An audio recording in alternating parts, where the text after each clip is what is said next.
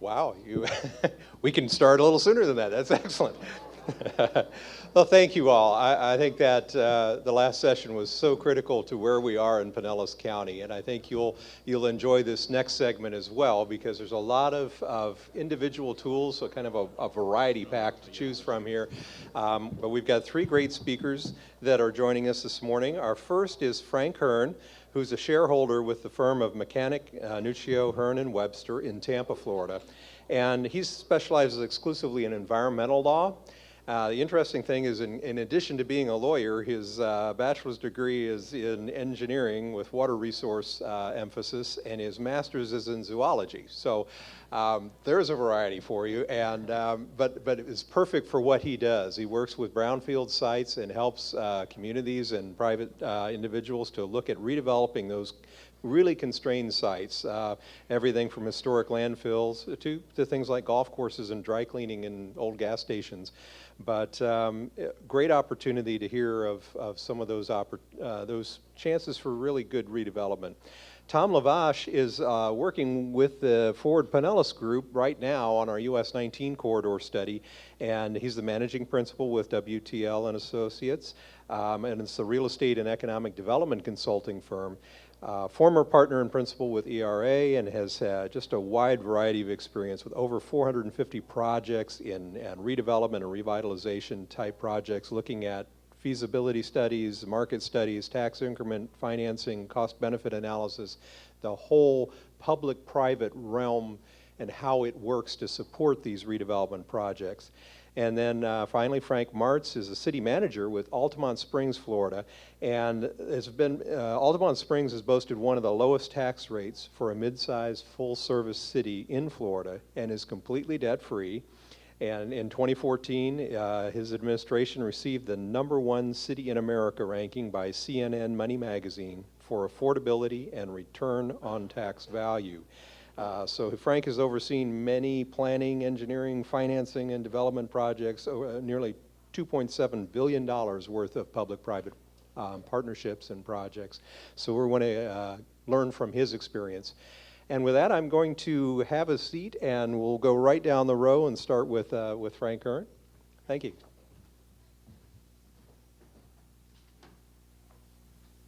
Good morning. This is a great group and an exciting topic. If you live in Pinellas County, you know we're running out of room, and so you're going to have to redevelop. You have to use some areas that are vacant, and lots of times they're vacant for a reason. So those are some of the kinds of properties that I get involved with. And I forgot to ask. Hold on a second. Let me test and see if I can get this right. There we go.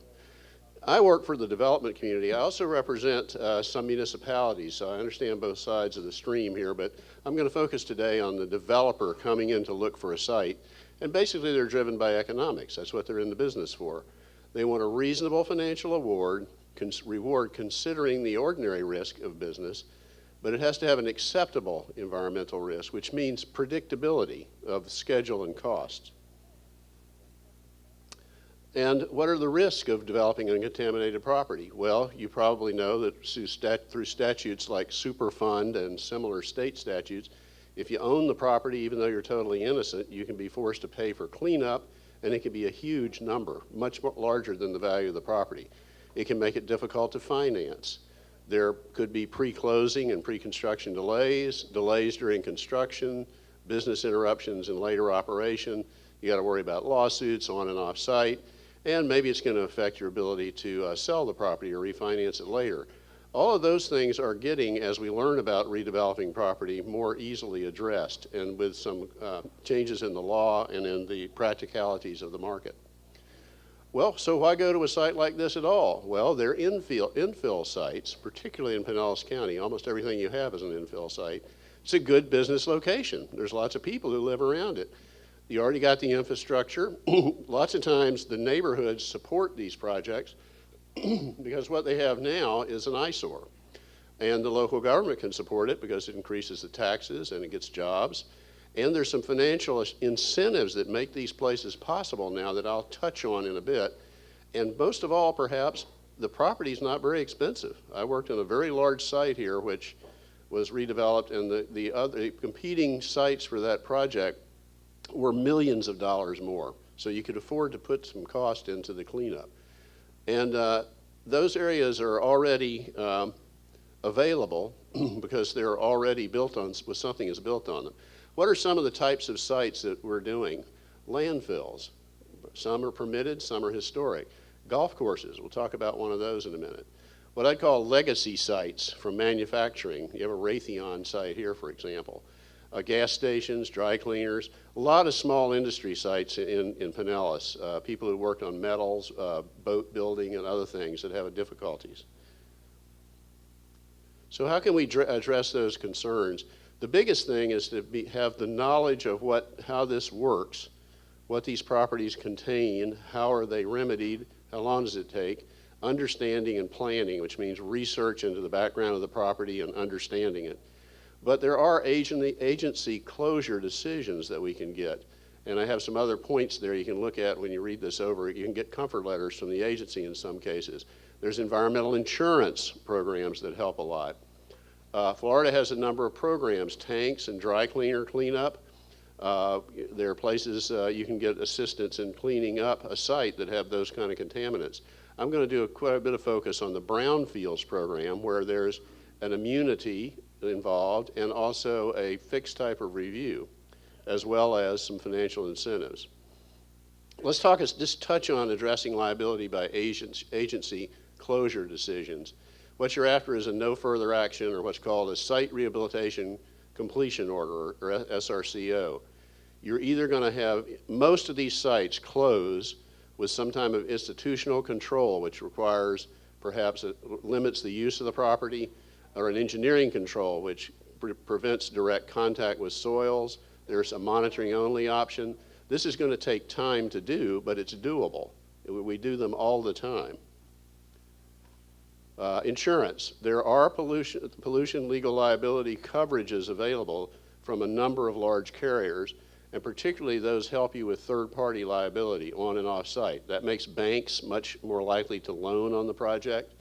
It makes everybody, the pension funds buy these projects with those understandings, and it can apply to known and unknown contamination in many cases. Let's talk about the Florida programs.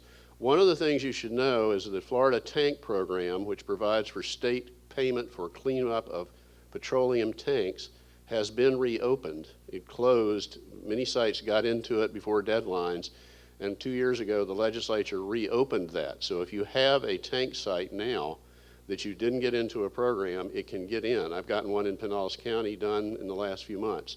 So it's going to be paid for by someone other than the innocent property owner. There's a dry cleaning program you're probably familiar with. Let's talk about the brownfields program.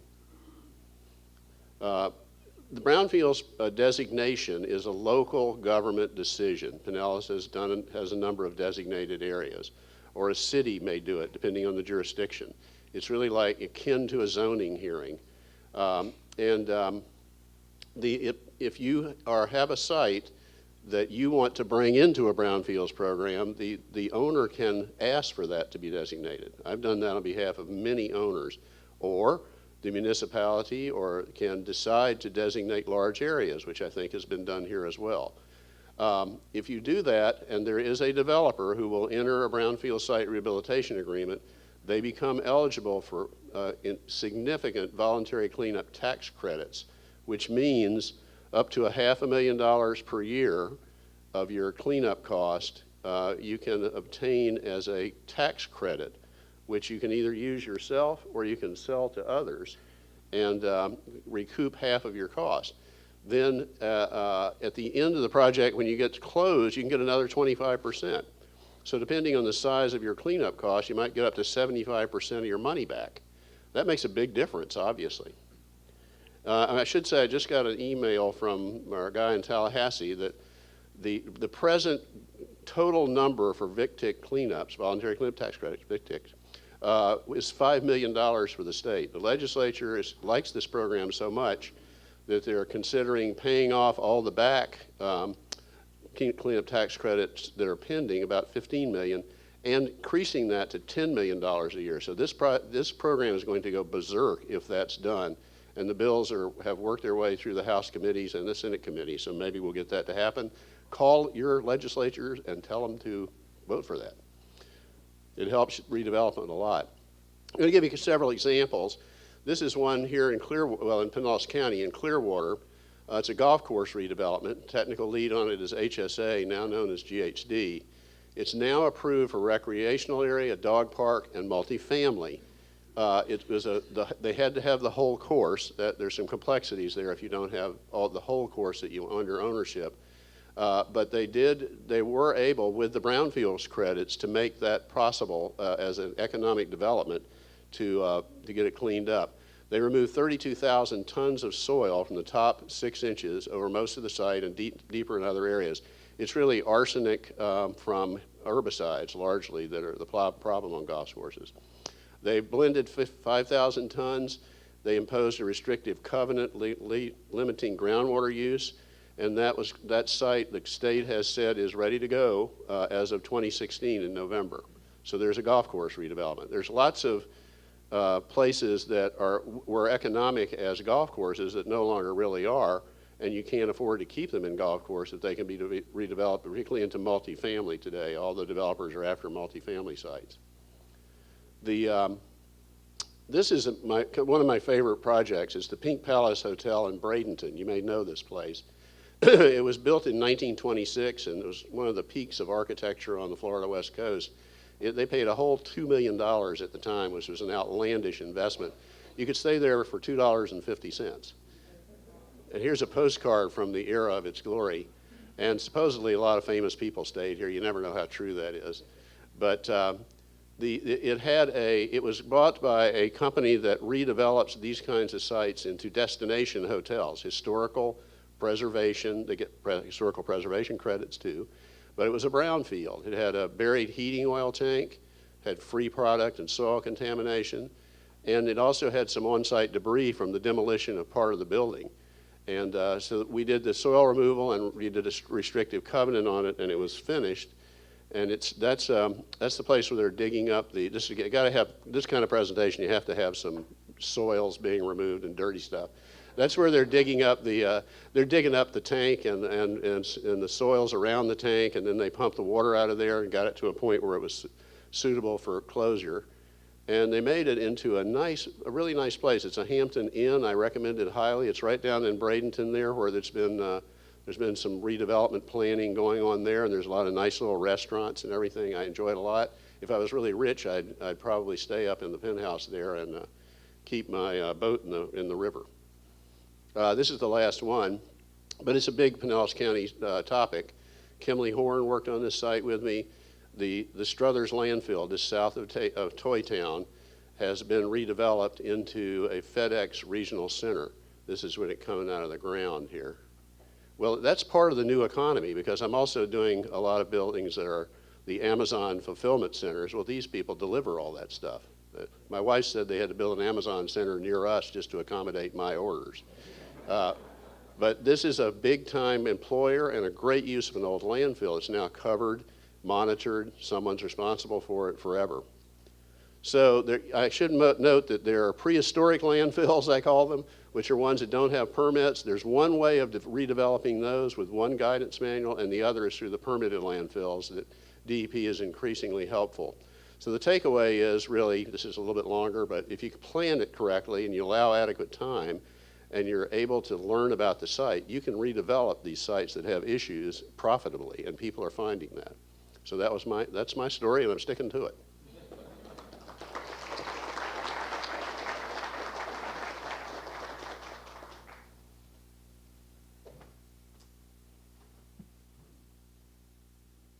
So where is Mike Meidel? There you are. So since he finished early, do I get his time? Is that? Great. Okay, great. Thank you. I'm Tom Lavash. I would like a show of hands of how many folks are exhausted when they're on US 19. How many would like to? Yeah. I agree, it's exhausting. How many people are tired when they're walking in downtown St. Pete or walking in downtown Dunedin? So we've been, our firm is part of a team that's been hired by the county and Forward Pinellas to take a look at US 19. So I'd like to cover a couple of things today. One is hit some of the highlights of what we've learned on our economic and market study for US 19, and then speak specifically to 3 case studies of what role the public sector plays in helping to initiate corridor revitalization strategies. Anybody want to take a stab at filling in the blank in that subtitle? Because I think we all feel that. So the economic and land use study that we have embarked on over the last couple of months was really precipitated by FDOT having completed 3 elevated or grade-separated interchanges, Bel Air Road, Gulf to Bay, State Route 60, and then Seville Boulevard. And that construction took place between 2009 and 2014, and FDOT is proposing additional grade-separated or elevated interchanges at a number of intersections further north on US 19. And so in an effort to get in front of that, the county and Forward Pinellas has undertaken this study as a means of helping to guide design and then, of course, to mitigate impacts.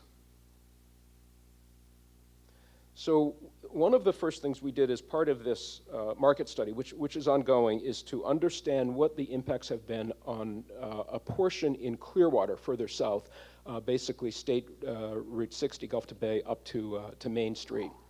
And we've had, over the last 10 years, something called the Great Recession, and one of the key challenges is separating the impacts or isolating the impacts of the real estate recession from the impacts of construction. One of the things we learned was that commercial property owners in this stretch between 60 and Main Street dramatically lowered retail rents. And I have a table that we'll get to momentarily, by the tune of about 39%. That's a significant decision on the part of owners as a means of helping to keep the retail space along the service roads leased. They also offered short-term retail leases, 1 to 3 years, 3 to 5 years. Typically 5 years is common. And what that resulted in was positive absorption, meaning leasing activity of that retail space during that 4 of the 5 years that stretch of US 19 was under construction. The impact to the office market, however, was less severe than it was to retail. And while office vacancies peaked at 21%, which is a significant number, and we'll touch on that with some more numbers momentarily, leasing and absorption sort of fluctuated over the last several years. And in the end, it has had less impact, construction that is, on office leasing. And in fact, vacancy rates have declined as net absorption has occurred.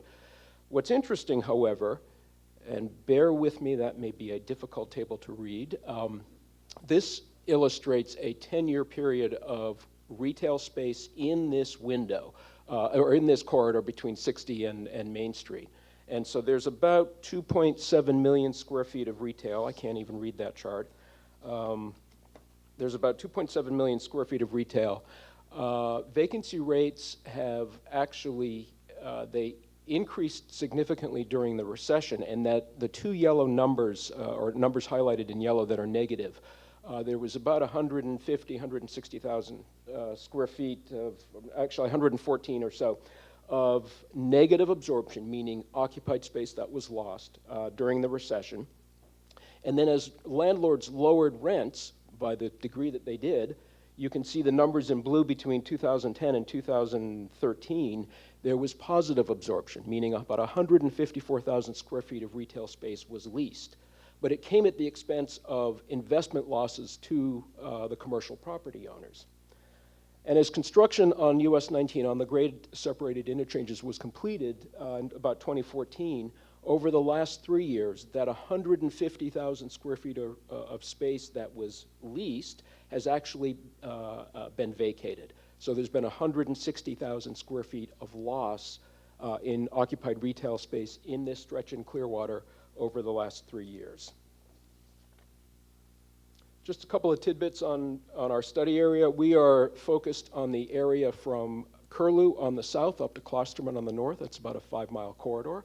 The county and Forward Pinellas are also considering looking at the area down in Largo around Bel Air Road where an interchange was completed, and then an area north of Klosterman up to the Pasco County line. Very stable neighborhood. This is so the residential neighborhoods along the Belcher Road corridor, for example, and then on the east side along Lake Tarpon. Diverse housing stock, lots of multifamily, lots of single family, very stable, an aging population, increasing values, which is encouraging coming out of the recession in terms of the housing stock. Very, very low multifamily vacancy rates, basically less than 2%, 1.8% to be exact. That's extraordinary and is illustrative of the overall health of the multifamily market. And it's a signal to, wearing my developer hat if I could, a signal to developers that if they could find the land, they would do multifamily. And over the last several years, financing for multifamily has been very easy, but that's beginning to tighten up. Capital markets, the banks are concerned about overlending.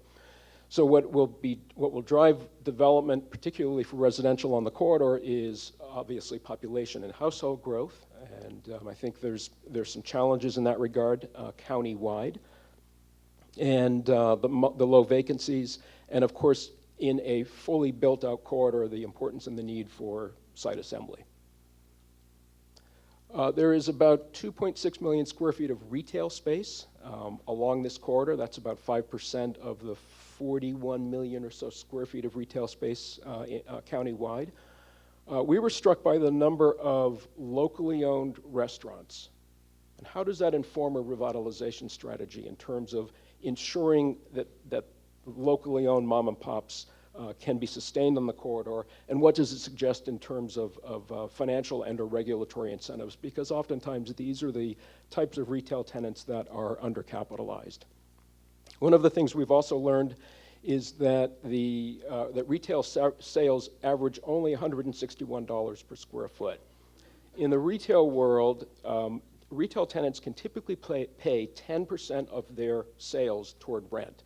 So at 160, that would suggest retail rents in the range of $14, $15, $16 a square foot. That's below national underwriting criteria and makes it more difficult to finance new development when we begin to think about mixed use and retail being a component of mixed use. A developer needs to charge on the range of $25 to $30 per square foot to make the numbers work, and you're not there today. What that does is it reinforces the value of other uses as part of a mixed-use project where the risk is distributed across uses. As I noted, the households in this study area, in this 5-mile corridor, are aging. Retail spending declines as we get older, not surprisingly. And we have been really focused on understanding there's been a lot of conversion of this retail space to other uses such as medical office, and understanding what's driving that, like the emergency, the ER centers that have been constructed up on this stretch of North US 19.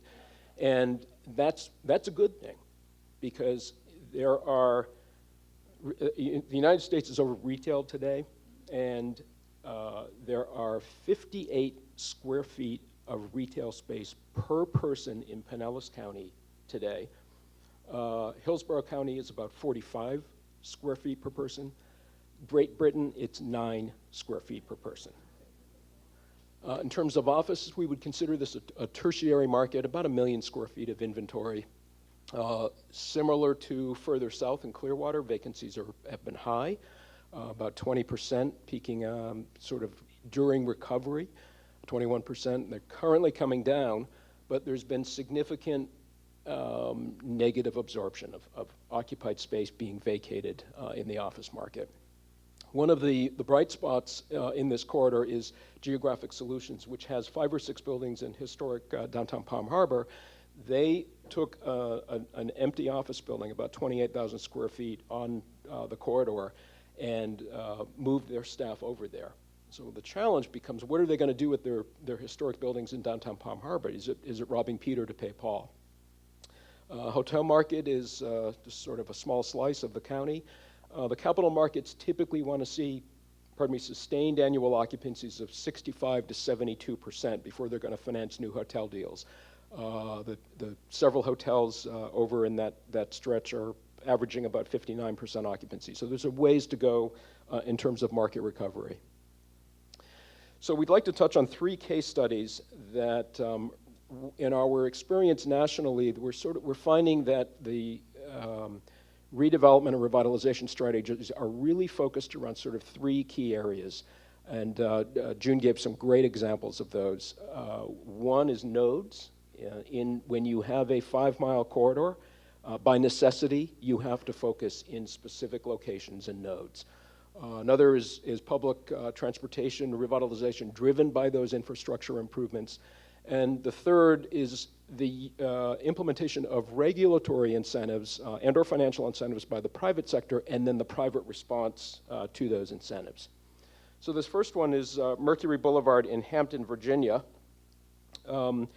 I would note that if there's one message that we'd like to leave with you today, it's that revitalization strategies take many years. A colleague of mine started working on this project in 1984, so 20 plus years. But this being an example of a node, much like US 19, there's significant retail development along Mercury Boulevard. There's a Coliseum Mall, which is slightly smaller than Countryside, about 800,000 square feet. It was Hampton's largest single taxpayer. That's critically important as it informed the city council's decision to help finance redevelopment. The Coliseum Mall went through the challenges that we're facing in retail all over the country today in terms of shifting anchors, being over-retailed, vacancies, the evolution of e-commerce, for example. Does anybody want to take a guess as to how much money the average household spends in online shopping? Well, it's the percentage of the total that you spend on retail is actually between 3 and 7%. And in neighborhoods or areas such as North US 19, where the population is aging, that's even lower. It's about 3% for the households that live on either side of US 19. So the city initiated redevelopment, renamed, they basically reused 80% of the former mall. It's been rebranded, and that's an important consideration here. Peninsula Town Center has had planning and urban design detail, much more walkable, a mix of uses, including office and retail, office and housing, again, to spread the risk. The city invested about $93 million in a tax increment bond, a TIF bond, and they also backed up repayment with a half-cent, sales tax. So for everything that's spent or purchased in the project, a half cent of it goes toward bond repayment. And what this has done, one of the things that we as real estate and economic analysts look at in every one of our public jobs is what we call the leverage ratio. And typically in the early years of a project where there might be public incentives used, the leverage ratio is 1 to 3. So for every $1 in public funding, there's $3 in private response or private investment. That typically grows over time to about 1 to 12. And here the initial investment, or the leverage ratio for the city's $93 million TIF was 1 to 2, but that doesn't include the amount of additional reinvestment that's occurring in 4 strip centers on the order of $20 to $60 million each. So it is, in fact, higher than that. In terms of public actions, the city established what's called the Peninsula Town Center Community Development Authority to oversee those improvements. Touching on June's case study on Columbia Pike, this was outside of Washington, where I live, a classic 1950s, 1960s low-density commercial corridor. Interestingly enough, while it has lower traffic counts than US 19, which I think are about 90,000, can someone correct me on that? Is that correct? Okay. Yeah. So significantly lower traffic counts, but it's the busiest bus corridor in Virginia. 17,000 passengers per day on the buses there. And I'd like to address the issue of BRT if we could during Q&A. But very much auto-oriented. In that 4-mile corridor, 5 commercial nodes. It's a part of Arlington, obviously in a very high-growth region, Metro DC, but where there is a concentration of affordable housing and immigrant populations. So in 2003, the county had proposed and implemented the TOD form-based codes and all of those regulatory incentives that June has touched on. And in 2004, Arlington and adjoining Fairfax County proposed a light rail, fixed rail streetcar line. And in that 10-year window, the county's role was that they contributed $2 million toward planning studies over that 10-year window, and $200 million in infrastructure improvements. So there was a significant county investment to help move that forward. The challenge, however, is that VDOT, Department of Transportation, turned the road over to Arlington County with the stipulation that it could be no narrower than 4 lanes. And what that did was it prohibited the use of right-of-way for the streetcar line. Combining that with basically doubling the cost of the line itself, and in 2014, the line was canceled. Both Arlington and Fairfax proposed to, with this $200 million from Arlington, to implement a number of infrastructure improvements, streetscape, bike lanes, et cetera.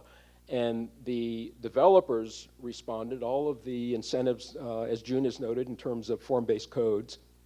And the developers responded. You can see some examples here of mixed use with street-level retail and upper-level residential. And in fact, the 2040 growth projections for this corridor were as follows. You can see the numbers there. And already, the corridor has reached 39% of those numbers. So significant response on the part of the development community to the use of, judicious use of public investment. This is one of my favorites, this being the sort of third example. Hill Center in Nashville, and full disclosure, a colleague and I did the initial market and financial feasibility studies on this project back in 2005, 2006. This was a 1950s era grocery-anchored shopping center on a 8 or 10 acre site. And this was the H.G. Hill supermarkets, if anybody's from Nashville. They're a regional chain and very well known. And this is a developer who really understood the importance of a site like this and the opportunity to create a walkable mixed-use project.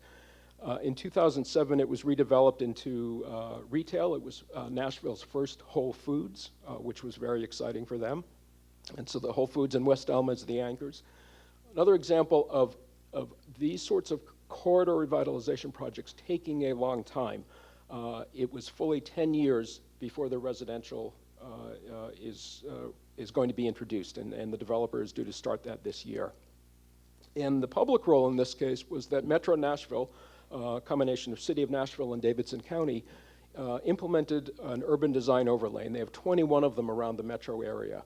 And that those UDOs, as they're called, have a series of incentives if the developer's private investment meets criteria outlined in the UDO. In this case, this developer did. He was able to reduce parking. I think as a real estate analyst, one of the challenges in these sorts of projects is that all of this is a balancing act, because the developer has to respond to market conditions and market demand. He has to meet investment feasibility in terms of rents and sales and all that, and then also meet issues like how much additional density do I need to meet an affordable housing requirement, for example. And that sort of balancing act becomes really critical in the eyes of a developer in response to public regulatory incentives such as these. Interesting, this year they have partnered with a local ride-sharing service, Hitch, down in Nashville to offer ride-sharing options, which is exciting. Okay, all right. So in terms of, this is the last slide. I think the key messages here is that corridor revitalization really needs to be a comprehensive look at an entire corridor. I think the county's intention to look at other parts north and south of the area of 19 that we're focused on now becomes really, really critical. Revitalization takes decades. It's an issue of priming the pump in terms of the use of judicious public resources and infrastructure improvements. Well-known examples all over the country. June touched on a number of them, of what we would cast as value enhancement created by those walkable environments. And June, I would argue that form doesn't follow function, form follows financing in our world. One of the challenges that suburban corridors face here is that this issue of parking ratios. Can parking realistically be reduced as part of an incentive in a very auto-dominated corridor like US 19, even with bus service? And we've been told by county staff that US 19 has some of the highest bus ridership in the county. So be curious about that. This is a relatively new issue, national issue, over the course of the last 10 or 20 years. So that there are no standards, there are few benchmarks. And despite the multiple examples of where this is being implemented, there are so many corridors, exhausting corridors, like US 19 around the country that beg for revitalization. And I think the last thing, and certainly not least, is that developers want predictability. The revitalization plans are critical. The county, the jurisdiction in which a corridor is located, sticking to the plan over the long term reinforces its commitment to those plans and the developers' need for predictability. So that's it. Thank you.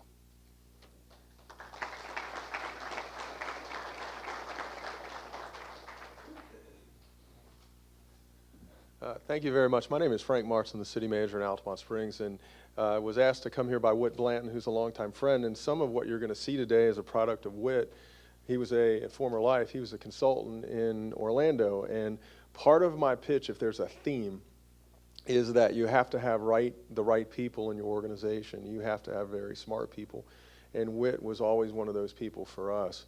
But I changed the name of this a little bit. To me, what I understand you all are looking at trying to accomplish some economic development through real estate assembly.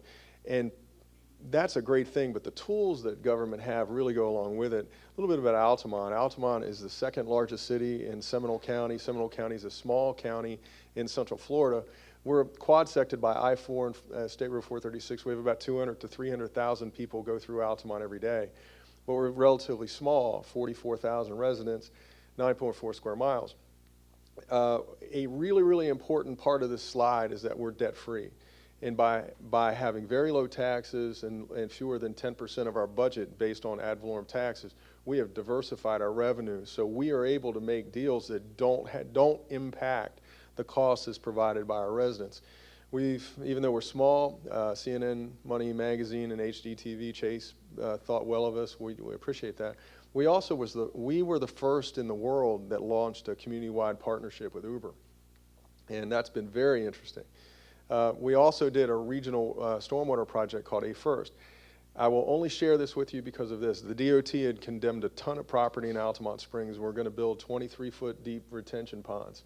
So I called the Secretary of Transportation, said there's got to be a better way, and what we did is instead of them building the ponds, which help with redevelopment and economic development, we built a pipe out of our city, out of the county, into another county, into another city, and we contribute 1 billion gallons of alternative water to the region every year through that project.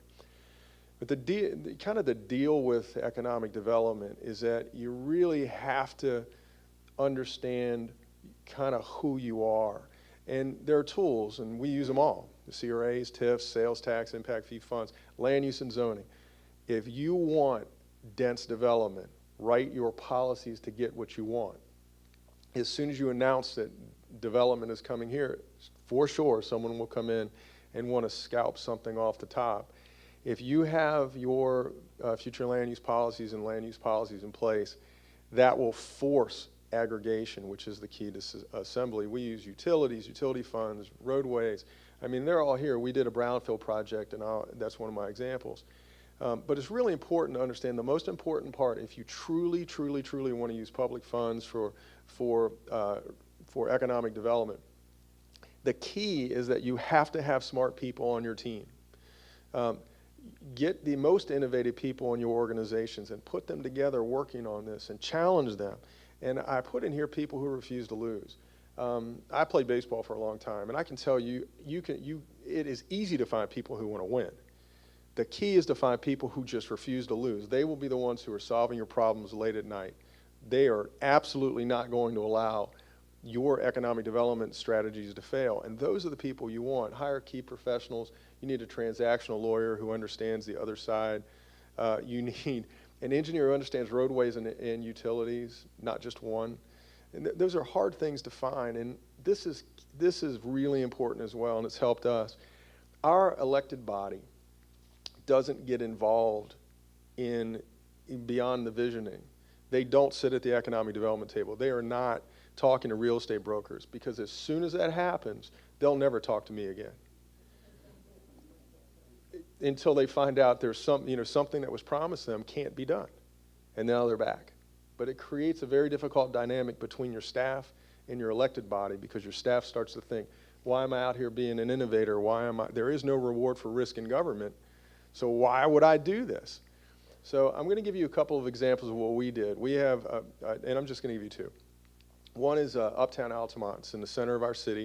It started as a CRA 1987. As I think as Frank and Tom both said, this takes decades to do. This is a picture of downtown Altamont in 1991. There were no east-west roads. They had tons of property owners. Other than I-4 and 436, there was really not a lot of way to get around.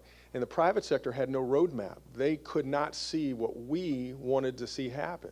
So we built Central Parkway. It's a east-west connector and built a bridge over I-4. What that did is it opened up development opportunities. We didn't go beyond that. That's an important part of my message. Sometimes we get so crazy that we want something to happen that we think we need to go put in small roads and all the connecting roads. You don't have to do that. The private sector can figure it out. As soon as we built Central Parkway, a British company bought all the property on the north side of our lake. And then kind of a funny thing happened. We wanted to encourage economic development, but no one knew where Crane's Roost was, so we started shooting fireworks off. It's true. We started shooting them off, and instead of doing them on 4th of July, we did them on July 3rd. We called it Red Hot and Boom, and we started saying, hey, come to Crane's Roost in Uptown Altamont for Red Hot and Boom. We have 200,000 people who come for Red Hot and Boom now. It's a regional destination. And once we started building that brand, we started buying some strategic properties. We bought at least a 40-year-old asbestos-borne condo project. We bought ABC Liquors and relocated them. We bought another piece of vacant property that was a driving range and a drive-in theater many years ago. And then we partnered with the property across the street owned by Morgan Stanley, and I put them all together and offered them as an RFP, and we got a master plan out of it for what Uptown Altamont is. And then we started building major roads and pedestrian systems. We didn't get into the minutia of it all. We just built the stuff we knew everyone needed, and now we have a lot of development. What you're looking at now on the larger building is the tallest office building between Orlando and Jacksonville, and a residential project that is going to be $80 million an acre, which is enormous, especially for a tertiary market like Altamont Springs. Our tools, CRA funds, master utilities, underneath one of our parks where kids play and there's an animated fountain that dances to music, that's a stormwater pond. So we were able to combine a number of different types of funding sources to accomplish utilities, master utility systems that were in place. And developers, you heard it before, developers want certainty. They really want to understand what it is that they can rely on. We entered into some parking garage partnerships. Rather than saying, here's some land, what we said was, we'll give you some money provided that the public can park here for 50 years. So what the city is getting, in some cases for $4 or $5 million in parking contributions, we're getting a $20 million parking garage that the public can forever use. We created opportunities, and you don't have to build every piece of infrastructure. That's the donut. You can just do the donut hole. Just get a little bit of it going. And I'll show you an example of one where we did very minimal investment and got a maximum return. But also be patient. and this last one, you're going to see this slide twice. Yes is a drug. We feel great when we say it. We've got this itch, we got to have it. We're so worried that the economic cycle, we're going to miss it, without understanding it's a cycle, it's coming back. So we make bad decisions sometimes because we are impatient with our plan. And we want something to happen, and we're afraid we'll be criticized, especially as public officials or elected officials, you'll be criticized for missing this opportunity. Except sometimes the opportunities you miss are the key to your success in the future. So be patient. We invested $62 million over 30 years, and we have $650 million of development that is either on the ground or in final planning today. We went from a place where no one knew where it was to a place that has 1 million visitors a year, and we've given $0 to create jobs. You don't have to create a job. What you have to do is create value. If you create value, you'll get sustainable development, not just immediate development. And there's a difference. My second example is a brownfield thing. It's called Gateway Center. And this is a picture, 1991. You said north-south thing is State Road 434. The east-west is State Road 414, Maitland Boulevard. Both Maitland Boulevard connects to I-4. Well, the property included not just those older roads that weren't extended, but it also included a spray field that the city had for our wastewater treatment plant. It included a trailer park that was owned by a guy who buried his money behind his office.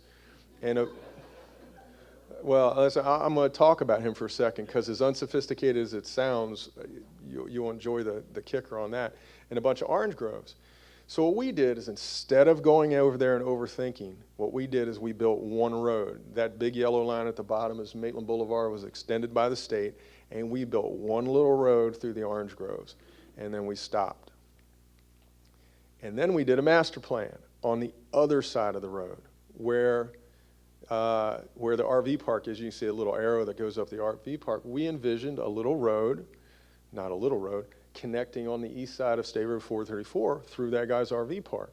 So the guy who was burying money behind his office hired a current state senator to represent him in litigation, one of George Bush's attorneys to represent him at Seminole County, and then took that project that was in unincorporated Seminole County that did not have public utilities, and we all know the deal, you know how that works with annexation, and ran it up to the county, and unbelievably got a 40-acre property approved as a non-DRI, and got a site plan approved that put a building right in the middle of where we wanted to put the road. So that guy who was burying cash behind his office wanted $5 million for the right-of-way. So we said, we're not going to pay that. And all of his high-priced lawyers got all the approvals they needed at Seminole County. And they went to Seminole County and asked for their building permits. And the building permit folks said, hey, we need to know, that you have utilities. And they said, yeah, we do. They were pretty happy because they had a private third-party provider. What they didn't know is, while they were at Seminole County thinking they'd beaten us, I was at Utilities Inc. buying their water rights. So I spent $400,000 on the water rights to his property, and his $5 million turned into $1.7 million. And now you can see the city did not plan on a whole bunch of stuff. I mean, we were forecasting projects. Whit worked on this a little bit.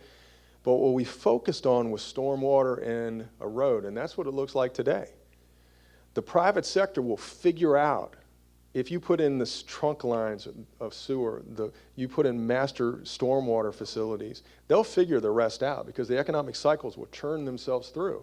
So if you go in and define very minutely what the development community will have, when the market changes, now they got to tear it out. So be very careful. We built one road. Now it's got a retail center, it's got a national headquarters. On the other side, where we built that little road through the orange grove, that is where Seminole State College is going to build a state-sponsored 3P project. A $650 million master plan. They're in phase 2 for their nursing and medical school program. I understand Charlie Chris was here yesterday. He was a governor when that thing opened a number of years ago. They'll have a 1.3 million square feet educational facility. So think about yourselves as retailers. You have 1.3 million square feet of 7 a.m. to 11 p.m. operation of people who are away from their houses. So as a retailer, that's a perfect place to be. So remember, it looked like this. Now it looks like that. And the only thing we did is we bought 4 parcels, though they were strategic. We built one road. We built a master stormwater system. What we also did, and I mentioned this earlier, it was a brownfield, which is a spray field. I'll tell you what, hope you all know what a spray field is. We repurposed that to our police department gun range, which turned it into a FEMA site, cleaning up the lead and the arsenic and everything else. We had an EPA Superfund mitigation. So we had a lot of stuff that went into it.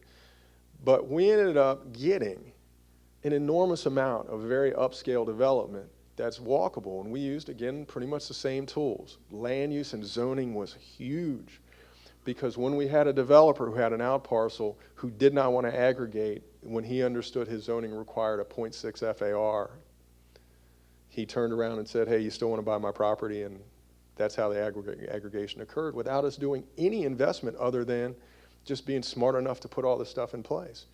Again, we were patient. We missed 2 cycles. We started doing this a long time ago, and we missed some cycles. And it's important to say no to the wrong stuff.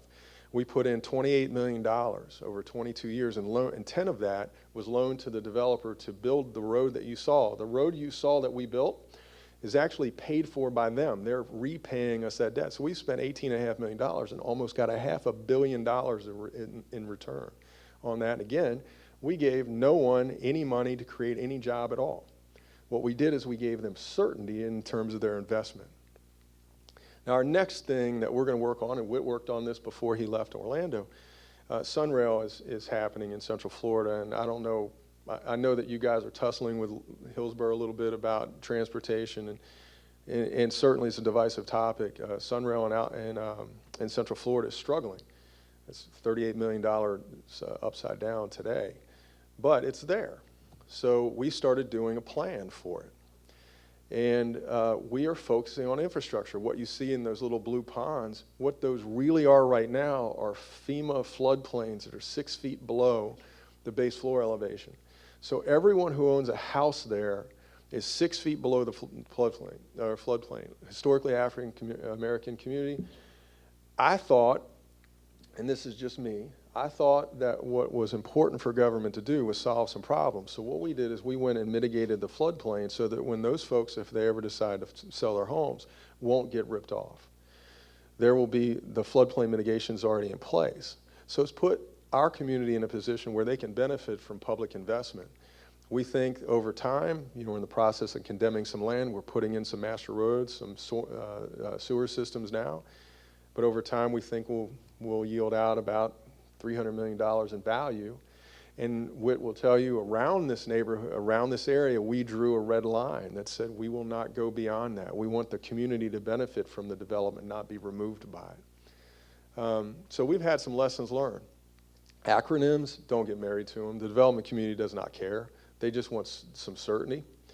I don't frankly know what a lot of the acronyms mean myself. I try not to talk about them very much. Have a vision beyond the obvious horizon. I mean, stand as high as you can, tall as you can, look as far as you can. Hire smarter people than you. And this, I mean, as odd as this is, I'm going to close with a lot of stuff that's not traditionally thought of as economic development, but you can't execute it without it.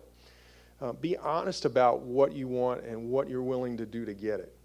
Because nothing is worse than to say, yes, we want you, we'll do anything to get you, and then they tell you what they want, and you go, no, I can't do that.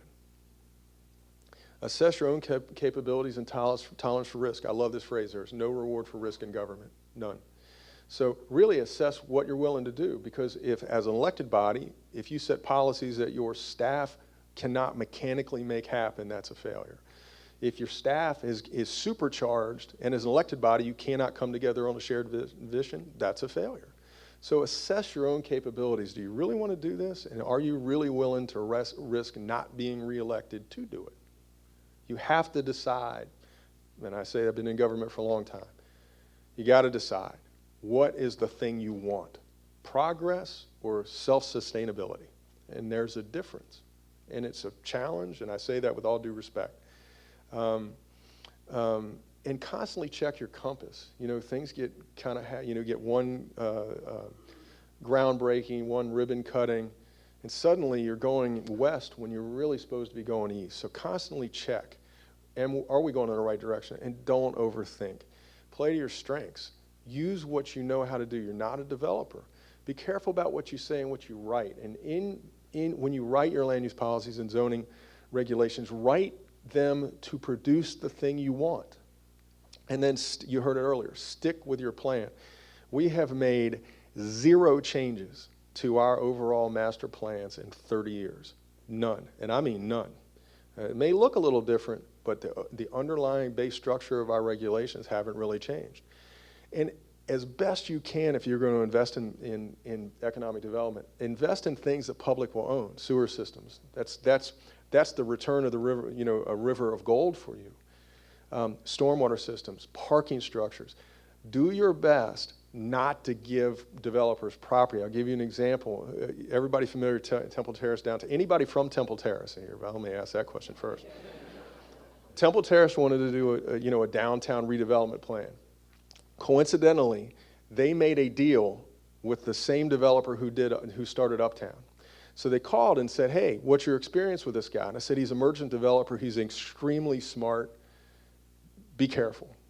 Hey, would you mind sending me your deal? Or would you mind looking at our deal? I said, sure. So our master development agreement is about 12 pages. Talk about overthinking. Temple Terrace's was an inch thick. So guess what? The market changed, and that developed in the city of Temple Terrace. They said, what do you think of the deal? And I said, you know what? I wouldn't give him this land, because then once you give away your land, you can't get it back. He's going to make you buy back the land you just gave him. And I said, no, we're going to make this deal. So the mayor at the time, Mayor Affronte, I think that's his name, they built a statue for him that groundbreaking, the market changed.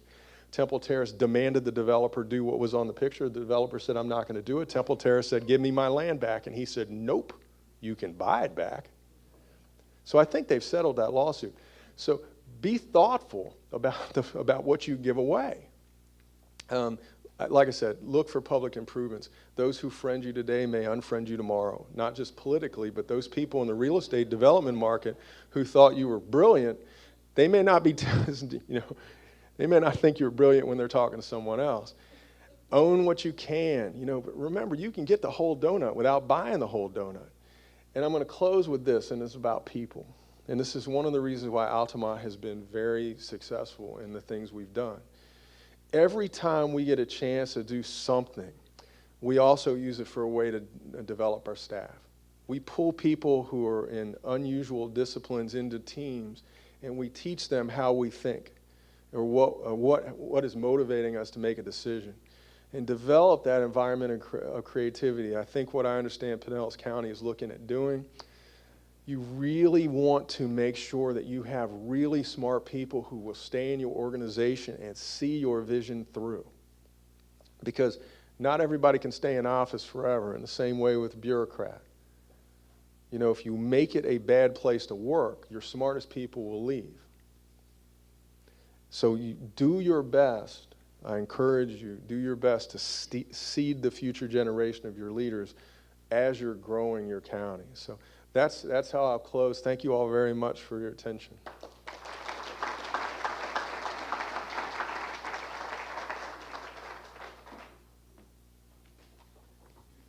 We really only have time for 1 or 2 questions, but I want to give an opportunity to that and then be able to speak to the panel afterwards. My firm does a lot of TOD feasibility studies, transit-oriented development feasibility studies around the country. And one of the key challenges with any type of opportunity for joint development or TOD around the country is the reliability of transit service, the headways. And BRT, what we're finding nationally, there's some great examples of BRT, the 16th Street Transitway in downtown Denver, for example. There's some great examples, but BRT, in terms of generating joint development around stations, to date has been very limited. And if you think about TODs around the country, for example, Washington Metro, and June gave some great examples of those. Those headways are 6 or 8 minutes at rush hour or less. We've been advising SFRTA in Fort Lauderdale on the station around Cypress Creek for Tri-Rail. Their headways at rush hour are 20 minutes, and non-rush hour is 1 hour. The opportunities for TOD in situations like that are very limited, and that's with a fixed heavy light and or heavy rail system. BRT is even less. And one point I wanted to make is that in terms of private response to BRT, it's less a function of what is the opportunity for development generated by it, and it's an opportunity to enhance transit service for the service and retail workers in corridors such as US 19. So there are key advantages to it, absolutely. But in terms of BRT specifically generating TOD opportunities, to date, thus far, it's been limited. We have one more question. Anyone else? All right, terrific. We'll go to our next speaker. Thank you very much.